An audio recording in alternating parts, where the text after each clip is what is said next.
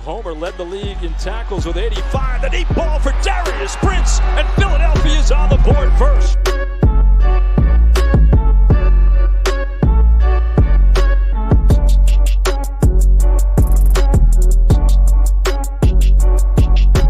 On the draw, this is Bryson Allen. And Allen weaving his way all the way down to the 22. 10-yard line, 5. Mayfield, Dancy, all around. Throw it as far as he can throw it.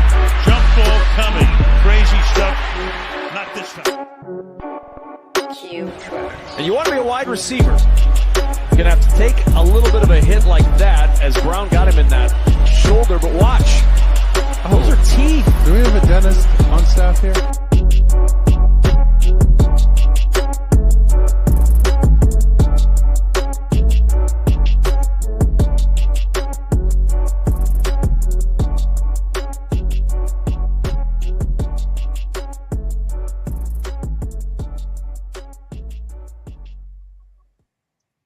Shady Sports, what's up, man? I'm back here with two very special guests. Head coach of the Amarillo Venom, Coach Kranz, and we got wide receiver Z Robertson. How are you guys doing tonight? What's up? What's up? How you doing, man? I'm doing great. Really excited for this opportunity to speak with y'all. My first question for you, Coach Kranz, you've been killing it on the sponsorship side. I think every single day I see your Facebook, you get a new sponsorship. How have you managed to find so much success in that general manager role? I think the biggest thing is number one, it's the community. The Venom was here for 12, 13, 14 years. They did a fantastic job. One of the things that really appealed to me taking the job was it was like a brand new car. All I had to do is put gas in it and turn the key. And the community, every event that I go, anything that I get invited to, every event, birthday party, steak dinners, you name it, I'm there. And every single time that I go, I meet somebody new that is just opening up their arms and wants to be a part of something different. So my slogan all along has been new team, new league, new direction. And everything that we're trying to do is really tying into the community. I'm exhausted. I'm still almost on Vegas time, so I'm 2 hours ahead here. So when I'm getting up at 5 a.m. to get my day started, it's really 3 o'clock at home. I'm still running my business at home as well, and trying to put everything together. I love it, actually. There's no complaints at all. It's all going to be worth it. March 10th, mark your calendar, 6 p.m. Amen to that. Amen. Absolutely. Definitely trying to prove a point that the Venom is back, and we're trying to do big things. Absolutely. Z, I want to kind of go to you. You've been around this game. You had a previous stint with Rapid City 2 years ago. And I feel like you've kind of seen what makes an organization, it holds back an organization from its full potential. What about the Amarillo Venom kind of stood out to you? And what was your final factor in your decision? To be honest, just the personal, just the one-on-one talk we had with Coach. My very first phone call was, I think, over an hour. You know what I mean? And we were talking about everything outside of football also. And I feel like that's a big part of it. Just being connected with your coach, and having that comfortability to have any conversation outside of football. Obviously, when it comes to X's and O's, he's one of the best at it, and he's got a record that shows it, so that was a big thing for me also as a wide receiver. If I can get a coach who's, breaking records for scoring points, things like that, why wouldn't I want to be there? You know what I mean? And the biggest thing I saw was a lot of determination, a lot of, like you said, with the whole sponsorships, he's out there putting it all on the line, getting everything, the top stuff from equipment to sponsors for food, all of that stuff. And that's a huge thing for us, because as a pro, you want to be treated like a pro. You know what I mean? Granted, it's not the NFL, but it's still professional level. You know what I mean? So the fact that I saw him doing his best also with the owner and also Coach Mo and Coach Leg, it's the way they're putting the team together, the talent we have, I won't say it because we're there yet, but we got some real dogs on this team. And I'm just excited. It was a good, I know some guys who were on the Venom prior to a couple of years ago, They told us that the community is just great. You know, they just want us to see us win, be successful. You know, so just all that and was just like, I had no brainer. You know, no question. As soon as I spoke to Coach and he laid out all the plans and everything for us, it was a no brainer. I can't believe you didn't even mention the new uniforms. I just showed them to you. I didn't know if you wanted me to spill the beans, Coach. I didn't know you wanted me to spill the beans. I tried to keep it low. Hey, y'all, the Munis look good, play good. That's all I'm gonna say, man. Right. Look good, play good. It slapped. That's all. Hey, if you in the chat, I'll believe it at that. If you in the chat, you know. But, you know, Coach, I want to ask you, you're an offensive mastermind. People in the sport have so much respect for you because you have a proven track record offensively. Who do you model your offensive philosophy after? Is it after Hal Mummy with the air raid or Art Briles? Who's someone that you look up to in coaching? That's different because with Coach Dowse coming in too, that changes everything. Dowse is probably one of the smartest people I've ever been around, and not to mention our off the field chemistry. On the field is chemistry. You know, Dowse is a wild gun all the time, and I'm that guy that reels them in. And then when I'm a wild gun, he's the one that has to reel me in too. So we pick. I tell him the other day, I was like, man, I have the great nickname for us. He's like, what? I was like, we're the brothers-in-laws, you know, joking around, because we're just like that. I've always, when it comes to offense, you know, no matter what, you have to base. You can't just come in and say, this is what I'm going to do, you know, because you'll have so many different types of players come in. They're going to make you better as a coach. I'm a people coach. I'm not going to be yelling. I tell them from the very beginning, I'm not yelling at you. I'm talking loud so you can hear me. You know, I respect the players. They can call me at any time they want. You know, their wives or girlfriends or whoever, they can call late at night and say, hey, I need to talk to this person. I'm that guy that, hey, go wake them up. You know, you've got a problem at home. If they need a ride home, I'm that type of guy. So you can't just you can't just come in and say, well, this is what I'm going to run and this is the only thing we're going to do, because a player can come in and change your whole outlook on what you're trying to do.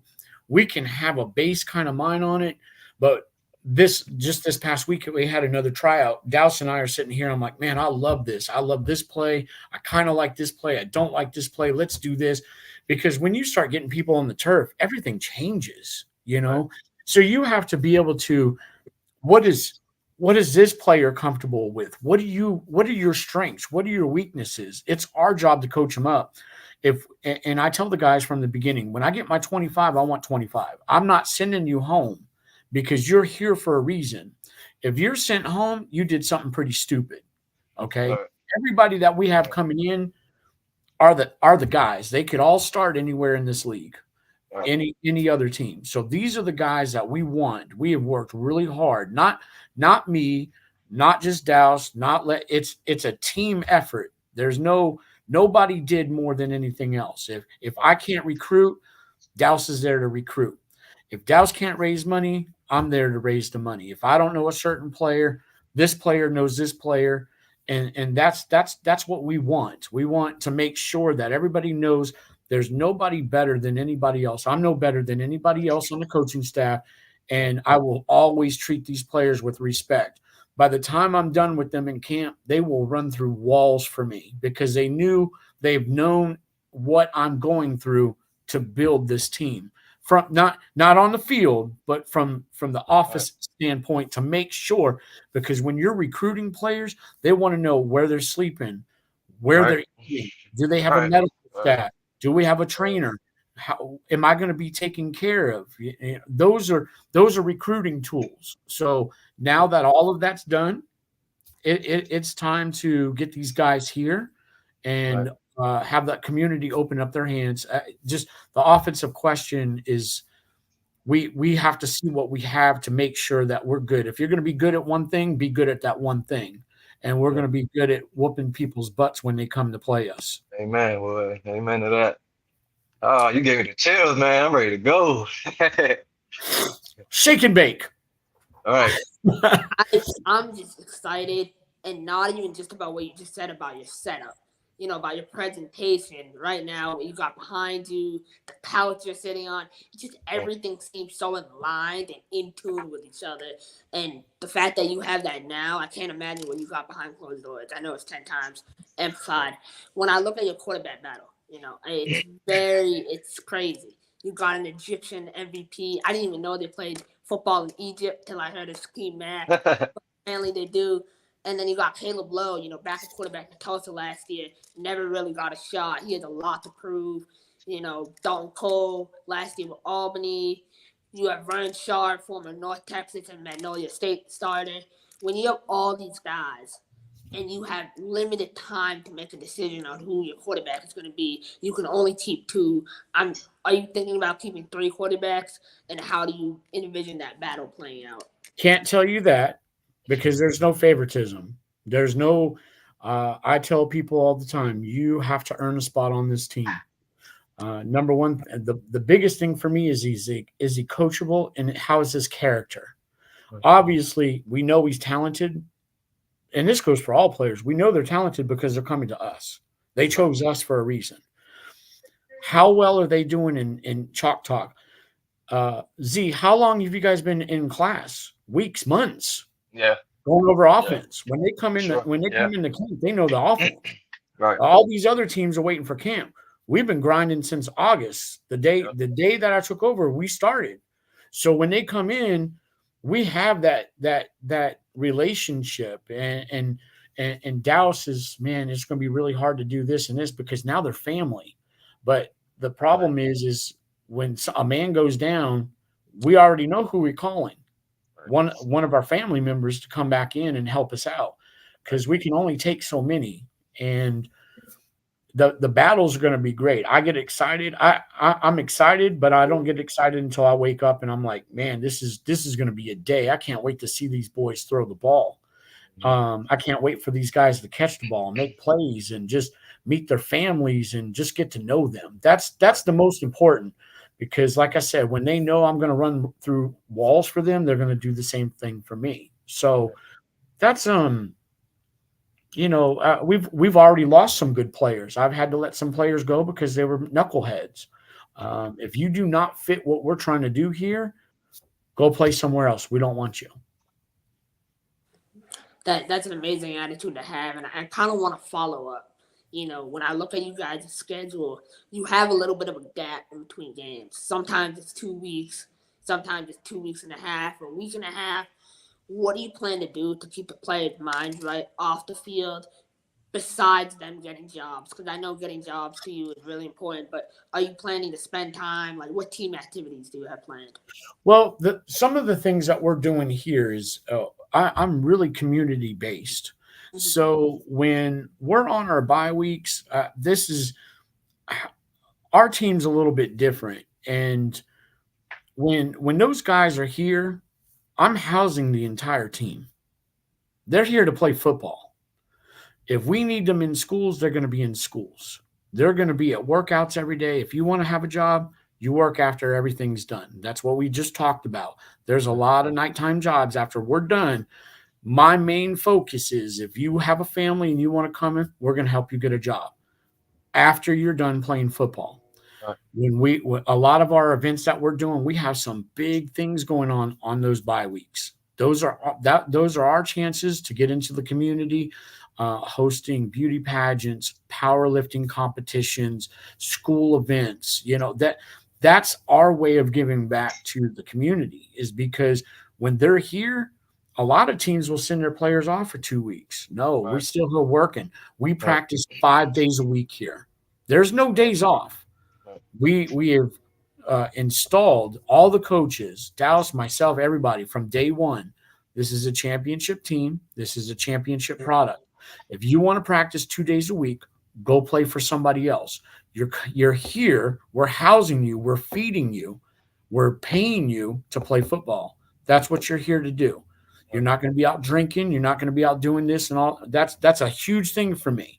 5 days a week. When on our bye weeks, you get 1 day off. That's it. You're here to play football. Right.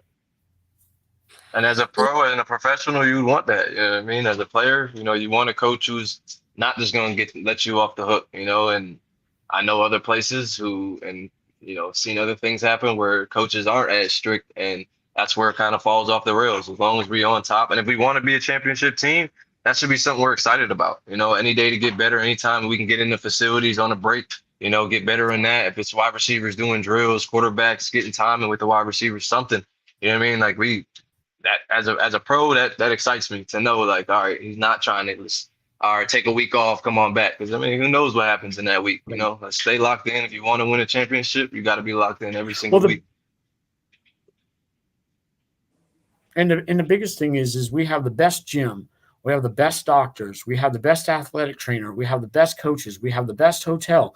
Our gym is 24 hours. There is a full-size turf field in the gym. In the gym. The kickers can go in and kick. The quarterbacks can throw bombs. 24 hours a day. They can walk into that gym and say, hey, let's lace it up. Let's do it. You have a bad practice. I almost cursed. I'm glad I didn't. You have a bad practice. You guys go in there and make it up yourself. I have the best strength and conditioning coach. We have the best of everything. We don't want this ruined. I tell the guys from the day one, don't come in here and ruin something that we're trying to build. You want to do that? Go play for somebody else. That's not what we're trying to do. I'll do that. Right? I wanted to ask you, similar to how Coach Kranz is building this culture, your alma mater, University of Albany this year. Yeah. They popped up. They're sending guys to the high Division I level. Reese Crawford, the quarterback in Miami. Jared Verse from a couple years ago. When I look at the culture that you guys have built, how much pride do you take in being a pioneer of that culture movement? All right. I mean, from when I was there, we were competitive for sure. But we just couldn't get over the hump. When I was there, I believe we just missed the cutoff to get in the playoff. I think Maine got in there before us. But Coach Gattuso, he's built a good staff, from when I was there to now. The players, a lot of guys, I think it's more so, guys are taking a chance on themselves a little bit, maybe not trying to redshirt or go crazy at a big D1 school, come down, you can play at AA. At the end of the day, talent is going to get found, and like that, like you said, Verse, he played there for 1 year, went off. Now he's at Florida State. He's going to be a top 10 pick, So it's like, there's plenty of talent over there. I've seen some of the guys. I'm not too familiar with them now because I was over there in like 2016. But from that point on to now, I'm like you said, I'm proud that they made it. Obviously, South Dakota State is a different animal. But hey, you got into the chip Final Four. It's only going to help recruiting for the next couple of years. You got talent coming in for sure. So I'm proud to be an alumni from there. Coach, I want to ask you, your CEO and owner, Robert Reyna, I call him the silent killer. He's been kind of getting that work in behind the scenes ever since an interview in October. When I look at Robert and what he's doing, being a young guy and you being a guy with more experience, how is you and Robert's working relationship? I think, to be honest, when Robert's a great guy. When we didn't know each other from Adam. Okay. So I was originally hired by the league to run the team and coach it. And then things got super interesting when Robert took over. Robert didn't know me from Adam. And when Robert realized what I can do, he's just said, hey, whatever you think, that's Robert's a good guy. He has, and this is what I try to instill everybody. Robert has big dreams, big ideas. The Venom was here for 14 years. Then you give it to somebody else, they have their own dreams. I have my own vision on how the uniform should work, how they should look, what we should do. And that's okay. Robert came in as a blazing gun. There is now let me tell you this. There is not one team in AFL, IFL, indoor that has a CBS Sports, Paramount, Hulu deal. All right. So explain that. So the things that he's doing is good. And remember what I said. If you're going to do one thing, do that one thing and be amazing at, right? He's a marketer. He's going out there because he wants to hustle. Now, does he pass a little bit off too much to me? Yeah, sometimes. But Sometimes we'll go 4, 5, 6 days without talking to each other, but he knows everything is taken care of. If I'm calling him, I need something. If he calls me, I answer, no matter who I'm on the phone with, because I have to be accessible and he has to be accessible with what he's doing. So I'm here full time. He trusts me, and that's huge. You know, he tells me, "Hey, when do you want me back in town, Robert? I want you here March 8th, 2 days before the first game." Well, why? You don't miss me? No, Robert, because I want you to be wowed like the other 5,000 people in that arena, to say, wow, look at what we did. We, not me, we did. That's the players, that's the coaches, the staff. Sometimes I'm in the office. Listen, I'm on the 21st floor. I'm in the tallest building from here to Las Vegas, okay, in Amarillo. And I'm here until 1 or 2 o'clock in the morning, almost every night working. When I go home, I'm tired. And that's saying something, because he knows that we work very well together. That's what I want. I have so much respect for that, and I'm sure Z, you feel the same way.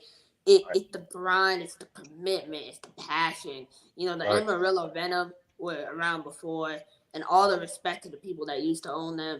But like, this is a different level, and I'm sure the community not ready for what they're about to see. I kind of want to end this by Coach Kranz. You know, week 1 is fastly approaching. In terms of ticket sales, where are you guys at, and where do you guys hope to be by week 1? We will be sold out.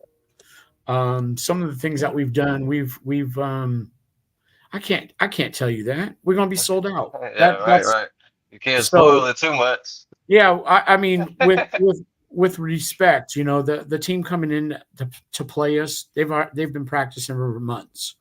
You know, we haven't even gone through camp. We're going to have camp March 1st, 2nd, and 3rd, cut it down that night, and then we have really 6 days to prepare for that team coming in. But these guys have been preparing for months mentally. And if anybody knows, football's mental, you know. So when they come in, they're going to be ready. They're all going to be in shape. Damn right. They're all going to be ready to play. We're all going to be on the same page. The only thing that will be missing is the timing. That's it. That's the only thing. So one of the things that my mom used to tell me all the time when I was growing up, which my mom passed almost 11 years ago, and people always say, well, why do you work so hard, Rick? You're working yourself to death. My mom did not raise me to be vice president. And everybody that's coming in, they need to understand what we're trying to do here. I don't need a bunch of Indians. I need a bunch of Chiefs on the team. So when they go somewhere else, they instill that into the next team that they're at. This is the last time. This is the first and the last time all these guys will be together on this team. It'll never be duplicated unless all of them come back. Right. So wherever they go, I want them, when other teams come to play us and they get the holy crap kicked out of them, I want to say, Coach, why don't we have that? The Venom's got it. Why don't we have that? They have it. I want them to be jealous of what they're doing. That's how you recruit. Right. Amen. Oh, and total beatdown for them coming in. No offense. Right. Oh yeah. You already know that. Listen, anybody to come in the Civic, man, we gotta hold it down. Especially if you sell out crowd, man. Like Absolutely. you gotta put on a show. You gotta put on a show. The arena's super nice. AFL one turf. I think I posted the videos to the guys. Yeah. It's a nice setup. We just we have a half a tank of gas. We need to fill it up and turn the key, and we're good to go. Coach Z, I really appreciate y'all's time tonight. I hope to do this again. And, you know, Sure, I'm so anytime. excited to get down to Amarillo to catch a game and, you know, keep grinding. And I look forward to seeing y'all in 2024. Chris, Appreciate come that, out. man. We'll get you tickets.